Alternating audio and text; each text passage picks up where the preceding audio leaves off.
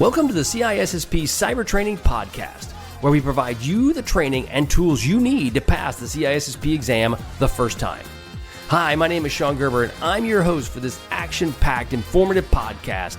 Join me each week as I provide the information you need to pass the CISSP exam and grow your cybersecurity knowledge. All right, let's get started.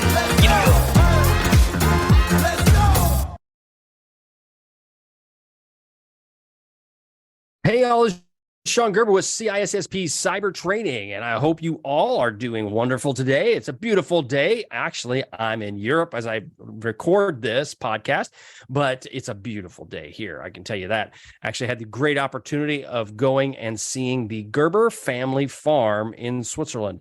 Yes, it was pretty doggone cool. I enjoyed that a lot. Been wanting to see it since I was a kid, and it's not in the most easy place to find, so therefore it's one of those kind of bucket list items that you hope you can go do. And I was very blessed that I could actually go do that today. So that was awesome. But that being said, you are not here for me to be talking about a trip to a farm in Switzerland. As cool as that is, at least for me, you are not here to listen to that. So what are we going to talk about today? Well, today we're going to be talking about SDLC, and actually we're going to talk about software development lifecycle and the whole process of in that with around CISSP's domain 8. So that's the ultimate goal. And we're going to be getting into some of the aspects around developers and what should they do. Now, typically we'll try to do a deep dive into one key area, but today we're going to kind of do a little bit more of a broad brush around these various security controls in the overall development ecosystem, right? Everybody uses big $10 words, and that's a $10 word, but basically means fishbowl, right? It's an ecosystem, but it's a big fishbowl. So as we're talking about security controls, what are all of those? How do they work? And what's the purpose of them? That is what we're going to chat about today. Okay, there are basically 8 different aspects of this overall domain that we can delve deeper into, but I'm going to kind of quickly go over a couple of the key ones.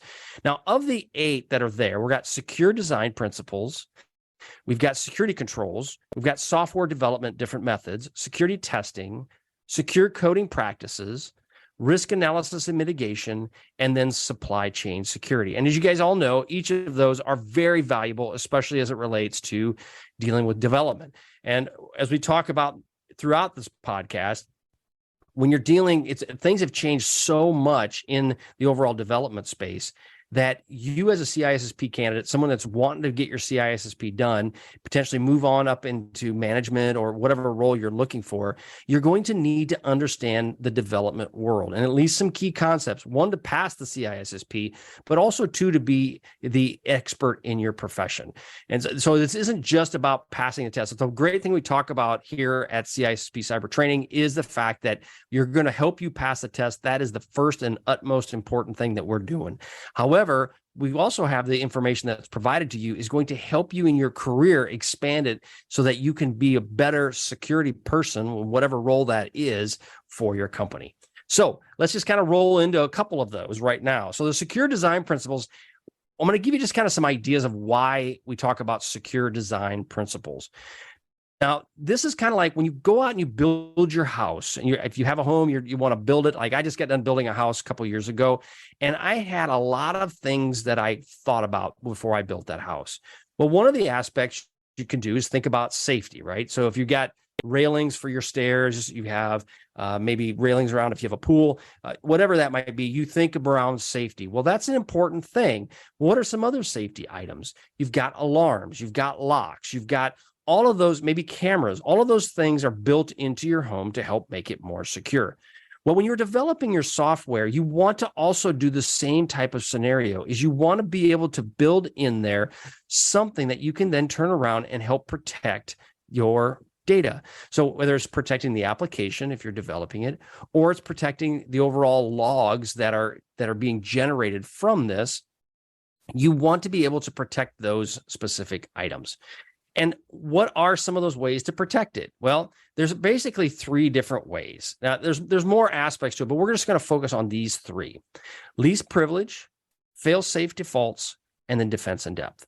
Now, if you focus on this, for you have a development team comes in and you kind of keep those bigger strategic buckets in place, and you focus on those, what you're going to get is you're actually going to help really make your application or your software, however you're doing it, whether it's API calls, whether it's maybe potentially some sort of development work that you're doing in AWS or Azure, or it's no kidding, a full up program that you're building.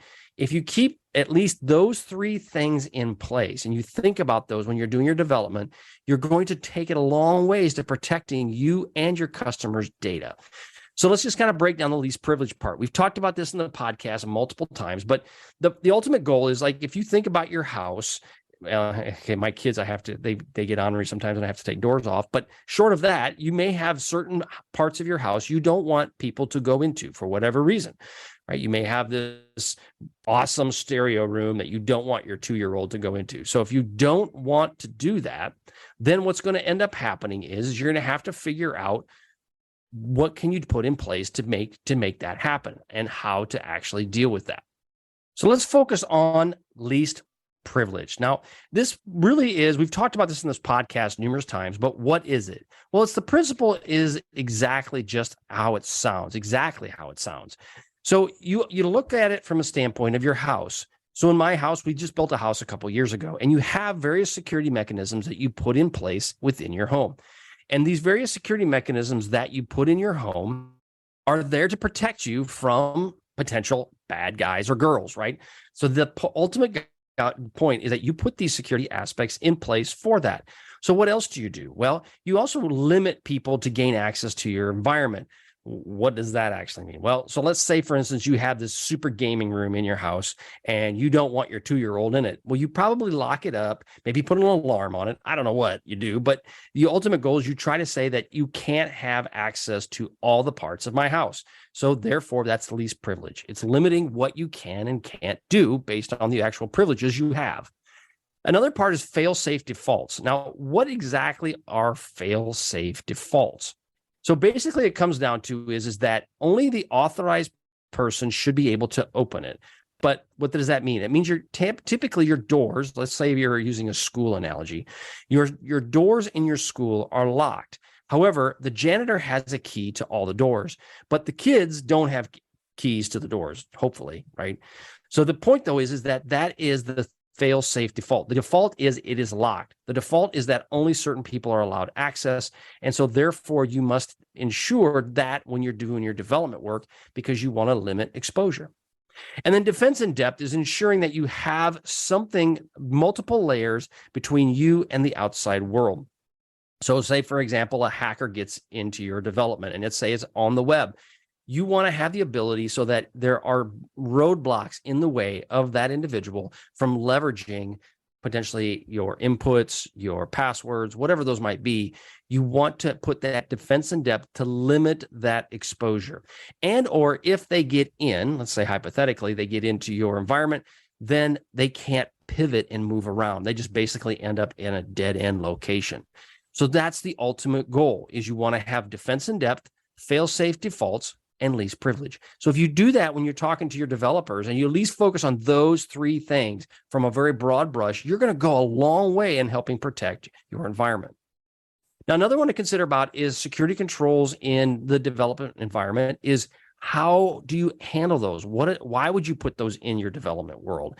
And it may seem counterintuitive, right? You might be going, well, that just makes sense. In today's world, you put security controls everywhere. But you'd be surprised in how many development organizations don't have proper controls in place. And it makes me cringe. I'll give you an example. When you go to a website and it's one that potentially has financial information in it, and they will give you a username that has your name in it, along with the name of the company, just something like it's Shon at ABC or ABC company XYZ. And then you have a password that says Shon and company XYZ 123. And it's basically a copy, right? So it's a super simple password. And this is financial data. So then you sit there and go, well, I'm going to change my password to something more complex because they give me this cheap, easy one. They just do that to make life easy on themselves. So let's go and change it and make it hard for the bad guys or girls. Well, what happens is then the developers they have bad input limitations on those fields and on the storage of the databases where they will only allow maybe certain special characters, maybe no special characters. They may have just letters and numbers. And you're just like, are you kidding me? Or they have the input field is only to maximum of 12 characters. So that is where you have to have this built into this overall process. And you need to make sure that as you're building this out and you develop it, that you definitely keep in mind those security controls and how you want to utilize them within your environment. Again, you see it all the time. I guarantee you, pay attention to it and you'll start noticing it more and more. And unfortunately, I had a situation where I reached out to a financial institution that we used to bank with and told them and said, hey, you guys, can you fix your code here? Because this just isn't right. And the response I got back was, it'd be too hard. I'm like, are you kidding me? So anyway, yeah, just keep yourself in tune with that. Now, we're also going to talk about dealing with secure code repositories. Now, that's a part when we're dealing with your development environment. What should you ensure is secure? Well, if you're not sure what a code repository is, if you're listening to this, you may go, well, it sounds like someplace you put things, and you're exactly right. You consider it like a shared folder in a group project where you have lots of folders, you have this big project, and then you put stuff in these various folders. The only difference is you're putting in code, that your developers are putting in code in these various folders in this environment. And there's lots of different types of tools out there that can do this for you. But bottom line is that it's a code repository to store data. Now, if you haven't noticed on the various security blogs that are out there, there's been some recent attacks on those. So it's important that, again, do not put anything in there that you would not want stolen. Now, I say that because people don't want their stuff stolen, but if you put it in these code repositories and if you share it, so you have issues with these, right? If you just keep it to you and you put the controls just for you and you then make it secure just for you, you've really limited who can gain access. But these work really well when you share them with lots of developers so that everybody can collaborate. And we'll talk about the different types of frameworks that we go through, Agile, Waterfall, and so forth. But bottom line is you want to share this with people so that everybody can be part of the overall process. But when you do that, you now are incurring potentially more and more risk. So you need to keep in mind securing the repositories is an important factor. The other part is that you want to control access to these. So you're securing these things. You're thinking about, all right, I got to do it. I'm going to get them secure. What am I going to get them secure? Well, we go back to the three principles. Least privilege. Okay, so that's one of them. You want to make sure that thing is least. You want to have fail-safe defaults for a configuration standpoint, and then you want to have defense in depth with your repository. So the point of it is that you then have to look at your accounts that allow access. How do you provision those accounts? What kind of access do they have? Who limits or opens up the access? What are the requirements? Again, back to the point of ensuring that they are properly configured with a fail-safe default, with something that will fail-safe to the point of everything is locked. Again, those are important factors you need to keep in mind when you are going out and you're looking at various development environments. If you go into a development environment that doesn't have that, you need to really consider, do you want to use it? I know GitLab, there's a lot of different sharing out there, and there's a lot of different code that's put out there. Be very careful with the code, because in many cases, the code is many, many hundreds of lines long, if not longer, thousands of lines of code. It's very easy for malicious software to be embedded in some of this as well. So obviously, you need to ensure that you teach your people and understand what they need to be looking for in these development environments. So then we go into software development methods. What are some various methods that you can look at for development? Well, one is, we talked just briefly, I touched on, is waterfall. Now, the waterfall method, it's a way that you can complete a part of a project in a specific order. And the purpose is, though, is that you can't move on until that part is complete. So let's just use it from a task standpoint. I have lots of tasks in my little book that I have that I keep tabs of, to do this, to do that. I have all these tasks, but sometimes I bounce around from going from the top task to the bottom task to the middle task. I bounce around a little bit. Well, with waterfall, you can't do that. You basically start with the first task, and you cannot move on to the second task until you have completed the first one. So your development method that you get into, you will scope that so that you ensure that you get these various tasks done. So if you have a very large project you have to do, you will then carve that down into multiple tasks in probably multiple segments to ensure that you get it complete. So that's the waterfall method. Again, you cannot, the one example I saw online, which is actually a really good one, is if you're writing an essay, where do you do all the research? Where do you do the research? You do that first, right? Then you put that in writing, and then you do the editing. Same kind of concept with waterfall. It's very structured in how it works out. Now, the Agile method is a little bit more flexible, and it allows you to break everything down into smaller parts.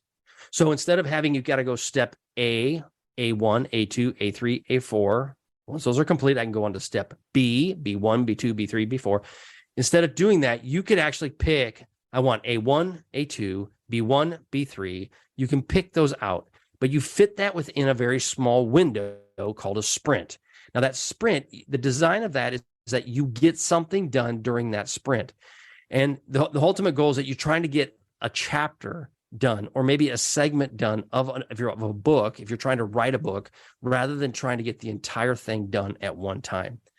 So it allows you to actually even feel like you're accomplishing more, because you go, okay, I have these 10 tasks. I got 8 of the 10 done. Okay, so these other 8, am I going to keep these, or am I going to move them to the backlog? So you have to decide, but the bottom line is, though, is you actually then are making progress on each of these items. So it's a really cool way of doing it. I've done both. I prefer Agile, but you have to have discipline as you're related to working down that path. Now, there's another aspect you look at, is called DevOps. Now, DevOps is a combination of the words development and operations. And what does it do? It basically builds the software by bringing the team together. So like you have multiple writers on a book. If you look at a book and you'll see it's been written by Bill Smith and Tom Cruise, I don't know, somebody. And what'll happen is they team together to write that specific book. And so this is the same thing with development, is that you have a team of people that are developing this application, but they may span multiple time zones. They may span geographic locations. It could be a lot of different ways, but they basically work very closely together, using, in many cases, Agile or Waterfall to complete this process. And they call that DevOps.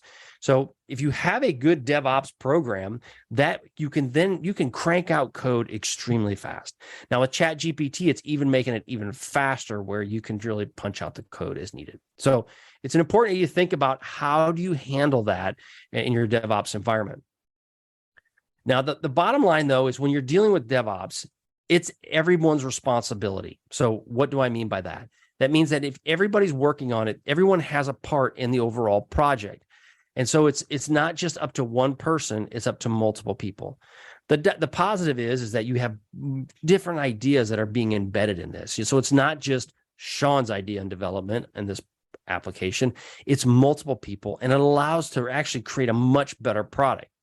However, it does actually add some level of drama to this, because if you have differing opinions, you have to have a way to work through those differing opinions. So it's an important factor in when you're looking at, do you want to set up a full DevOps environment or do you not? And I've seen it happen both ways, where if you get this working well, they can just crank out gobs of code. If it does not go well, then you get a lot of finger pointing, and it can go south very quickly. So just something to keep in mind. We're dealing with security testing. I want to I'm going to touch just briefly on a few of these other ones, and we'll have more podcasts that'll delve deeper into this. The goal is that every week I hit one of the domains, and then we'll delve a little bit deeper here, another actually 8 weeks on the rest of domain 8, or some more of domain 8. However, I've got a next one. I think the next podcast is actually going to be talking about certifications and what are the ones that you want as it relates to getting your CISSP, or do you want to get your CEH, or maybe your CISM. That being aside, we're going to roll into security testing. The importance of security testing in software is that it helps you do different types of analysis. Now, there's basically 4 different types, but you can kind of have spin-offs of these. You have static and dynamic analysis, you have fuzz testing, and then you have penetration testing.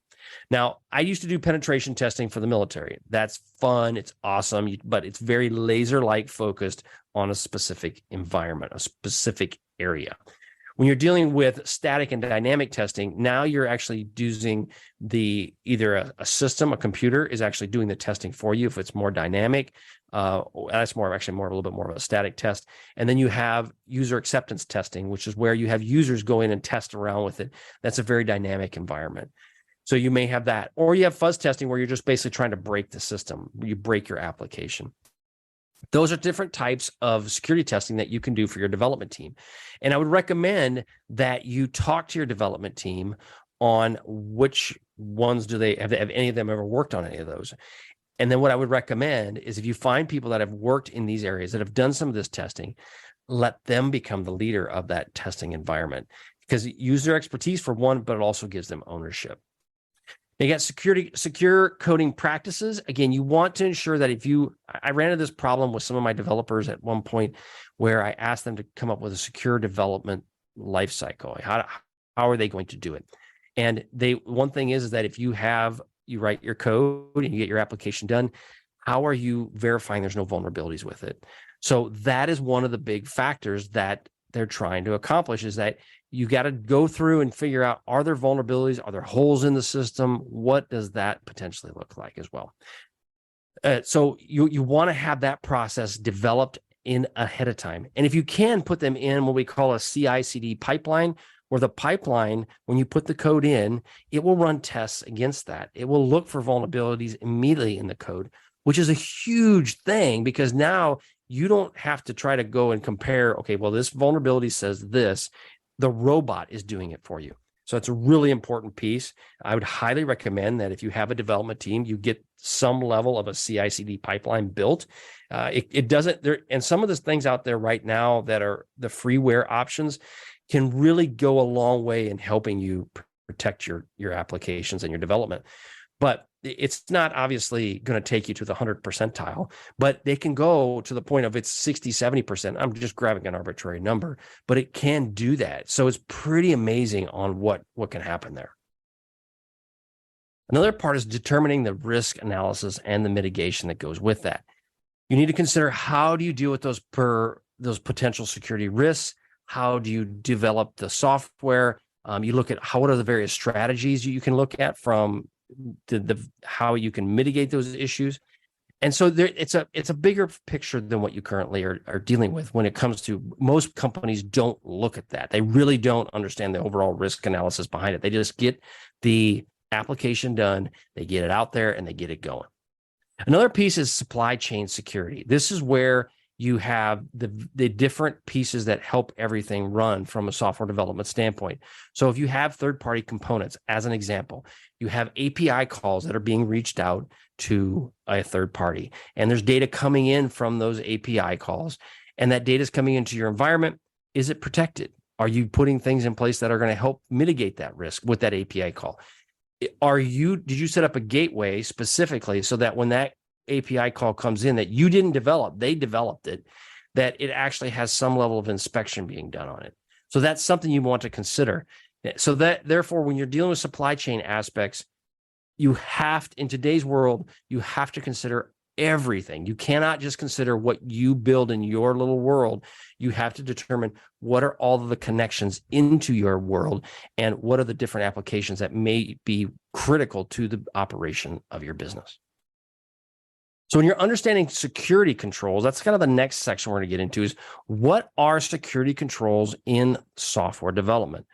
So when you're looking at various security controls that you're trying to consider, you want to have those that need to have safeguards or countermeasures that are designed to avoid, counteract, or minimize security risks related to the overall development that you have in place.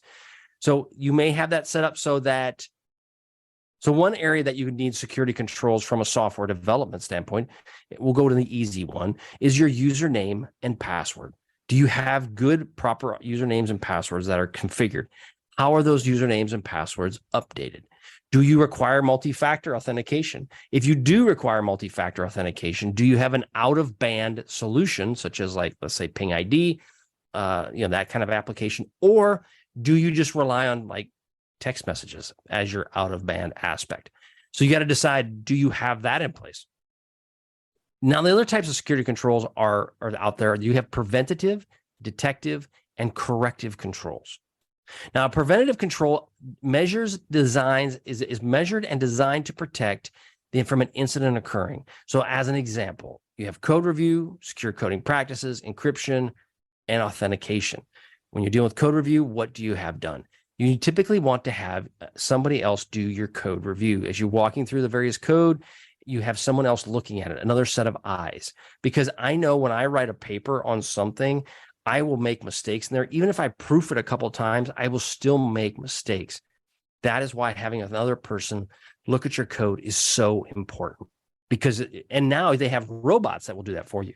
So between doing a chat GPT giving you good code, robots that will look at your code, potentially having another employee that you work with, one of your team members look at your code, there's no reason that you should be putting out insecure code. Now, I mean that in the fact that even any code you put out there can be insecure at any given time.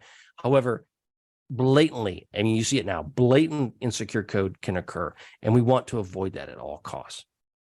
Now, when you're dealing with detective controls, these are designed to identify and alert when an incident occurs. Intrusion detection systems, logging and monitoring systems. They could be Lambda functions when maybe something comes in that is out of what you anticipate. A log file is created, which then sends off to maybe your SIM. The goal is those are detective controls to help you alert when something that is out of the ordinary occurs. Corrective controls, these are the things that measure and mitigate damage once an incident has been detected. So you have your patches, your backups, automatic shutdown. All of those are things that you would potentially put in place. Patching is a really good example. I've had developers who they have an application that is out there. We use Sitecore as an example because my team had that at one point. Don't have it anymore, but had it at one point. Really good platform, does an awesome job in development.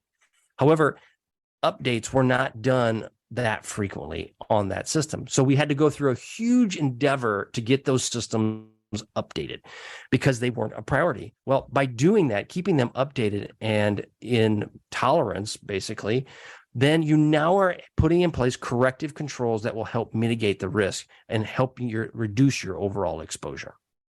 So now let's talk about some threats that you may experience within the software development world.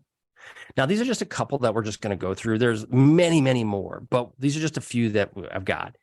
One is an injection attack. Now, this is one that I used it in a previous life, and you see it time and time again.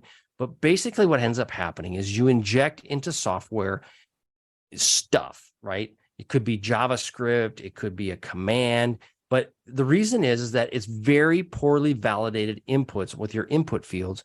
And so therefore it allows these programs to run. And you don't want that to happen. That's not what they were intended to do. But when you go and you set up a web page and you put an input field and you label your input field 1, and then you go, okay, drop, drag, whatever it is, it's in place, good. And it may label it name.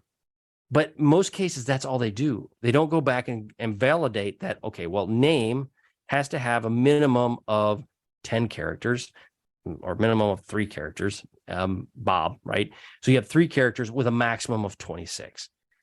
Anything more than that, dump it. And so that if you don't set that up, then what ends up happening is you could end up just putting all kinds of scripting language in there. You could allow it to run scripts for you. You also don't want those things to happen. And therefore, you could have it. One of the things we used to do is we'd put data in it, and we would wait for the system to basically barf up some information about the back end of that environment.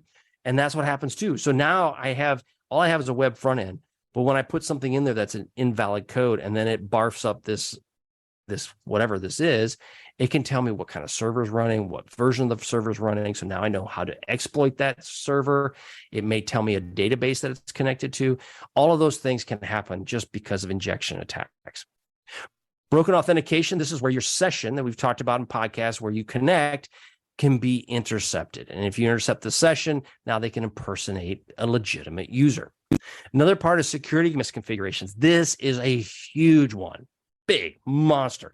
And because it's a little bit taps into the first one with an injection attack, but if you don't have proper configurations on your system, then you can set yourself up for a lot of problems. Sometimes default settings. People just allow the default setting to be there and run. If you look at pretty much most wireless firewalls, especially if they were circa 2000 to like 2015, the username and password is admin or something similar to that nature. So if you leave the default settings as they are, well, everybody knows what the default is. So then now people potentially could gain access to the system. Same concept.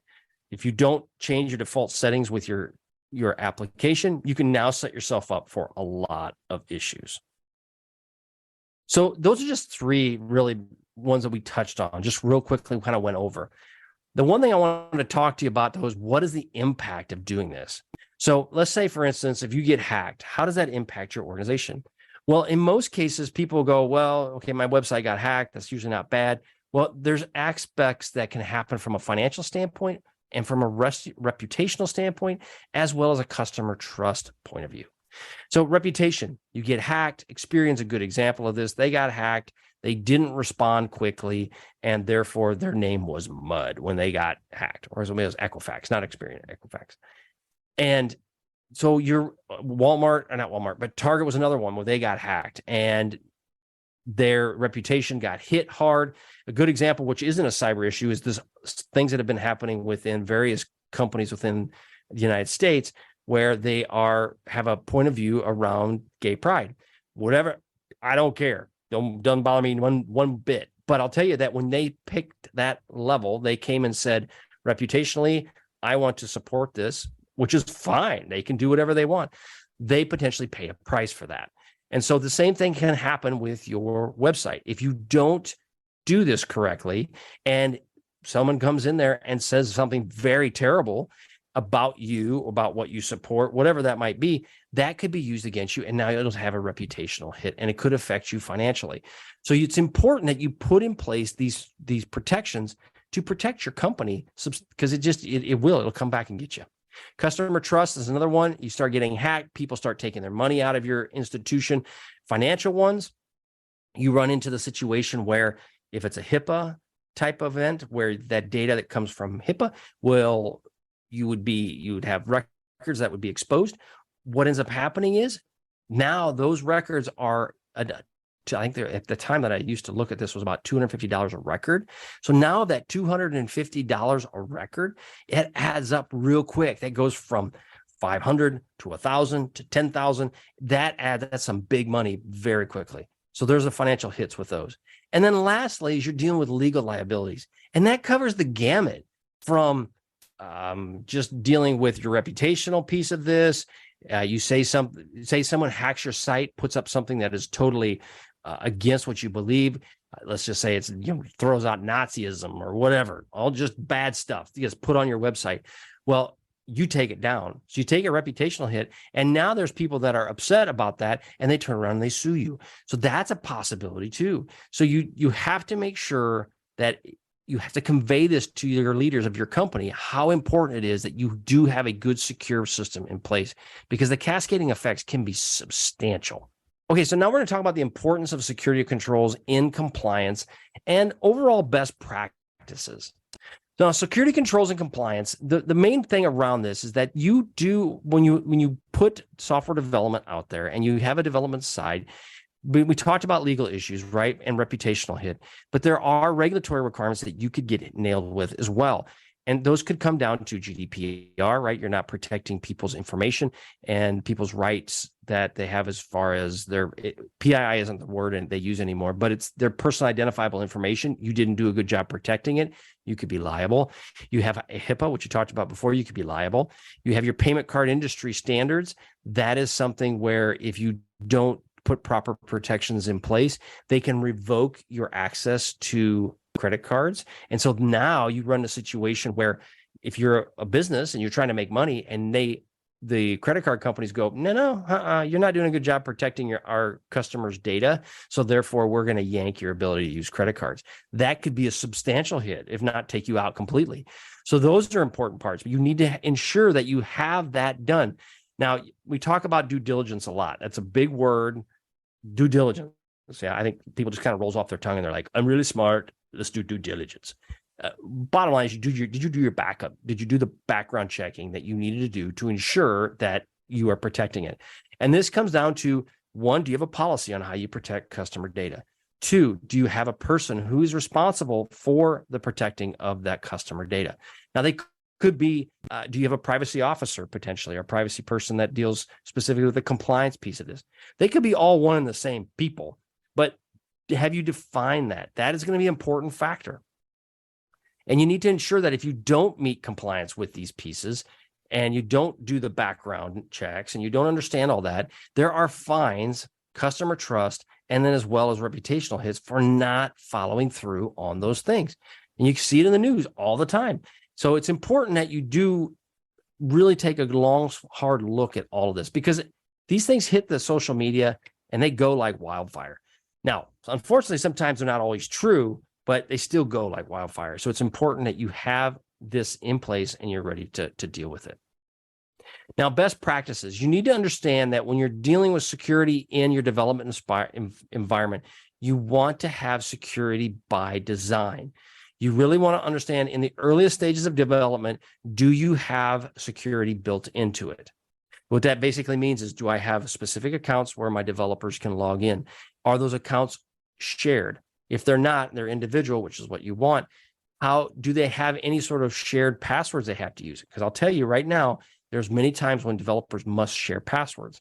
Well, if they share a password because of whatever application it is, then do they have a PAM, which is a password management tool? I can't remember what the A is for, but do they have like a password keeper that is keeping their passwords for them that you can then check in, check out?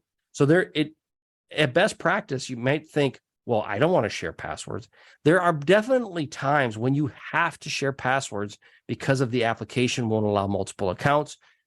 There are maybe the password limitations on the overall account because the application, you can't get a newer application or it's cost prohibitive.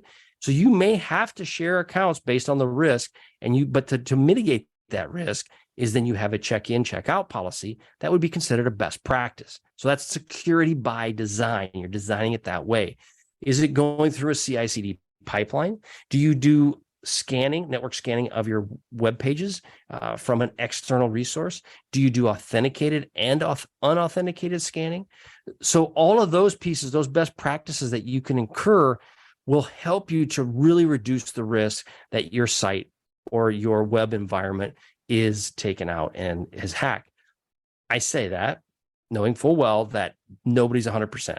You can do all of this work. You can spend gobs of time and energy trying to get it so that it is tight, and you still can get hacked because that's just the nature of the business. So but the thing is you want to have the old analogy of, if you are in a forest and there's a bear and there's two of you, okay, you and your somewhat best friend, you have to decide who's going to get eaten first. So you just have to run faster than your somewhat best friend, right? Same concept in web development. You just got to make sure that your stuff is tight so that when the looky-loos come in trying to see what's in your network, they see nothing, okay, like an Android, like the Star Wars, and they're basically C-3PO or not, Obi-Wan saying, these are not the droids you're looking for. You do not want them to see anything there. You want them to move on. Therefore, it's important that you get your systems tight so that when the hackers come knocking, there's really not much that they can get to, or they really want to deal with it because it's too much work, or they could get caught. They'll move on, unfortunately, to the next victim. So it's important that you develop a security by design.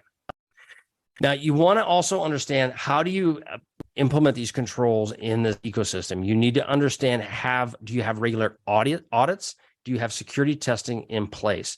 So one thing is you got to have a policy, security policy. Two, you need to have some audits or an assessment that's done. I'll give you an example. I talked to some acquaintances of mine, and they have a business, and they asked me a question about how do we ensure that our applications are secure? I said to them, do you have an assessment strategy on how you're going to go through and look at each of these various applications? Do you do this once a year, once every 3 years? Do you utilize OWASP's web application foundation baseline? Do you use that, or do you just ignore it? And their response was, well, we've kind of just ignored it up to this point. So the thing is then you have to decide, do you want to go to the work and do that or not? I'll tell you right now, if you don't put an assessment on anything externally facing, you are setting yourself up for disaster. It's just a matter of time before the bad guys find a way in and they exploit it and they take advantage of you and your business. So it's important that you have some sort of security testing and auditing in place and ready to go.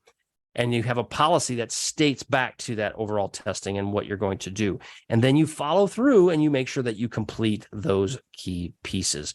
Because if you don't complete them, it's just a piece of paper and it basically says, I'm going to do this. I swear I'm going to do it, but you never really do it. So it ends up being a vulnerability. And then when you get hacked, you're like, well, I have this piece of paper that says we should do it. Yeah, but you didn't do it. So it doesn't really matter. Have a nice day. Here's your brown box. You're fired. Have a nice day. Bye-bye. You don't want that to happen to you. So those are the key factors. Now, we kind of rolled through this. It's more of an overview approach to it, but we talked about a lot of things that you're going to be dealing with the CISSP. So as you're looking at taking the test, keep in mind that is the same kind of mentality. They're asking these questions to you. So they're asking you do you have a security policy for your web development team? I'm just throwing this out. That could be one of them. Or does your security policy have an auditing and assessment statement in there? How often do you do that? Is that an important part of what you do? Those are big factors you want to have detailed out and available to anybody that wants to be able to see them. All right. That is all I have for today. Go to CISSP Cyber Training. Go check out my blueprint. You will love it. It's awesome. It will help you give you the exact steps you need to do to become successful and pass the CISSP the first time. I didn't have that. I built it specifically for you so that you can go step by step by step by step to make sure that you have everything you need, everything's covered so that you can pass the CISSP exam. All right. Have a wonderful day, and we'll catch you on the flip side. See ya. Hey, thanks again for listening today. It's been my pleasure to prep you for the CISSP exam. Are you interested, though, in some free CISSP exam questions?